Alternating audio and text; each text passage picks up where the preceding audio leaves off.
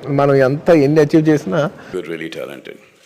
Very talented. All कह रहा हूँ जैसा जब लौंडा होता है आदमी तो समझता hi bro. So breaking news everyone, আমাদের সুপারস্টার শাকিব খান কিন্তু একের পর এক হচ্ছে শুধু রেকর্ডই করে যাচ্ছে।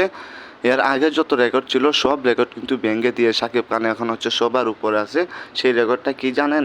কারণ এই ফার্স্ট টাইম হচ্ছে বাংলাদেশের সুপারস্টারকে নিয়ে এত আলোচনা হচ্ছে বা এত সমালোচনা হচ্ছে, যে জায়গায় হচ্ছে বলিউডের যে সুপারস্টার ছিল বা হলিউডের যে সুপারস্টার ছিল সেই সুপারস্টাররাও কিন্তু এখন হচ্ছে আমাদের সুপারস্টার শাকিব খানকে নিয়ে কথা বলতেছেন আর কি। যেমন সেখানে আছেন শাহরুখ খান আছেন, তারপরে বলেন যে আল্লু অর্জুন আছেন, তারপর হচ্ছে থালাবাতি বিজয় আছেন, মানে হচ্ছে র্যাঙ্কিং ওয়ানের যে নায়কগুলো আছে সেই নায়কগুলো অবশ্যই কিন্তু আমাদের সুপারস্টার শাকিব খানকে নিয়ে আলোচনা করছেন।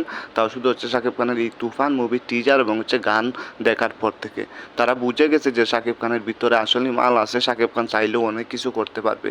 কারণ যারা হচ্ছে সবার উপরে আছে তারা কিন্তু কিছু জিনিস দেখলেই বুঝতে পারে, অনুভব করতে পারে।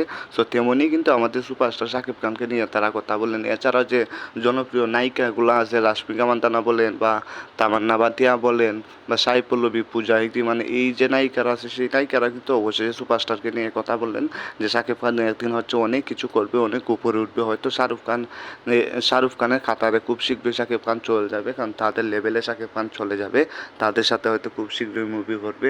সো এমন কিছু শুনলে আসলে ভালো লাগে।